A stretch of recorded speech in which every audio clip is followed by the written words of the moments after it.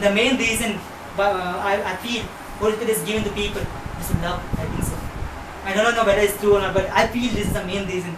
Because then Paul says one thing, the Son of God who died for me and gave his life. If you go to the book of Romans, the book of Romans is the first book written by the Apostle Paul. Whenever you should always find something called the law of first mention.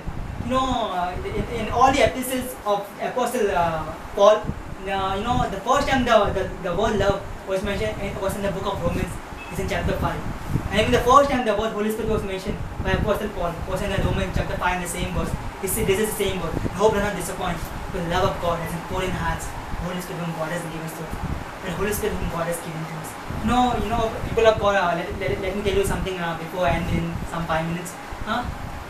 People of God, the word of God says that we have come to know and to believe that the love that God for us, that the love that God has for us, we have come to know and believe.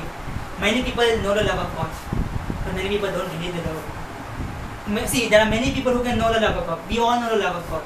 It is very important for us to believe the love of God. Why I'm saying it's important for us to believe the love of God? Because the word of God says that the perfect love casts out fear. See, to live in a life of fear is not a normal life. The life should not be motivated by fear. Fear should not be a dominant in life. Many times we are having a lot of fear in hearts. Your life should never be a life of fear. It is very bad to live a life of fear. Your fear is not of God, because the word of God says that fear torments. Fear is never from God. Fear is always of the devil. The love is always from God, but the word of God says that the perfect love casts out fear. The perfect love is not our love, it's His love. The more you know His love, the more you experience His love, the more you put His love inside you, the more you know of His love, the fear will not have any part in your life. Fear automatically come out of your life. Because the word of God is that the faith works through love. What do I mean by faith working through love? What is the opposite of fear? The opposite of fear is faith. When you have the love of God inside you, fear automatically comes out of your life. Fear automatically comes out of your life. See, that's why I'm saying to know the love of God and to believe the love of God is two different things. We all know the love of God, but we don't believe it. We don't believe His love of God. Something happens wrong, we say, God, why has this thing happened? If something has become wrong, but you always say, God, why only me? Why not someone else? If we think all these things, if we think negative things, that means we are not walking in the love of God. We need to walk in the love of God. The Bible says one thing, agape one another as I have agape you. Forgive one another as I have forgiven you. The word I like as I have forgiven you, as I have loved you. In the Old Testament, how was the law? Only if you forgive, you will be forgiven. If you love, you will love. If you hate someone, even they will hate you. But in New Testament, it's not like that. In New Testament, it's very different. It's the gospel of grace. What does this gospel of grace say? Love as I have loved you. Love as I have loved you. The way God loved us. The way God loved us. God went beyond all the boundaries to love us. Whatever was the boundary, went beyond all the boundaries.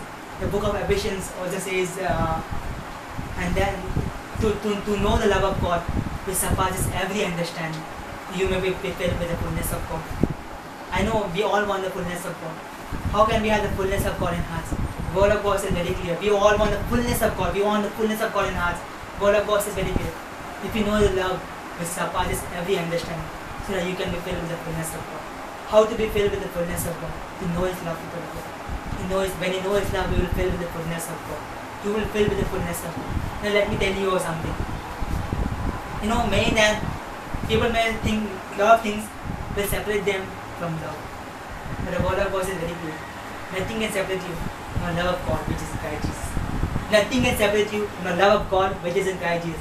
Neither death, neither penalty, neither anything. Neither is created, neither future, neither past, neither anything will ever separate you from the love of God which is in Christ Jesus.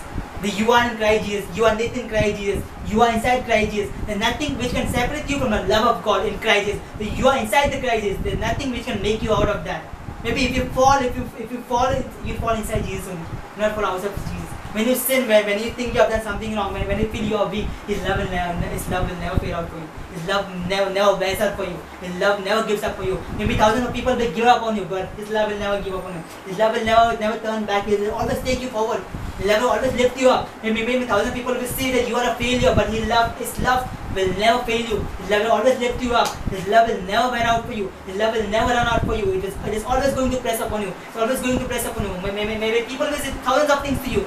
His love is never going to be ended in this way. His love is going to be eternal. His love is eternal. Bible says this abide by three things: love, faith, and hope. But the best is love. That's why Bible says love, because it's eternal. It's never going to stop. It's never going to fall out. It's never going to be wasted out. Let me tell you people, as the word of God says, as He has agaped you. The word of God says that God so agaped the world that He gave His only Son, who believes in Him, not perish, but have everlasting life. God so agaped the world. God so loved the world. God so loved the world. The best thing I want to say, love never take account of any evil done to you. If people have done you wrong, you have the agape love inside. If your Bible says you have the agape love inside, you should not take the consider of things wrong. Now let me tell you, you can have this. There was a question in the beginning. How can we love God? How can we love God? It's very difficult. It's very difficult to walk in agape love. Let me break to you with this last point. There is in the Bible there's something called as a case of a prostitute. Maybe you have heard is a case of a prostitute. Something there was once I was preaching a message upon this something. Not a case of prostitute. I'll say a case of a sinner. I don't know whether this woman was a sinner or this woman was a prostitute. Because actually there are many times people say that that this woman was a sinner. Some people say that this woman was a prostitute.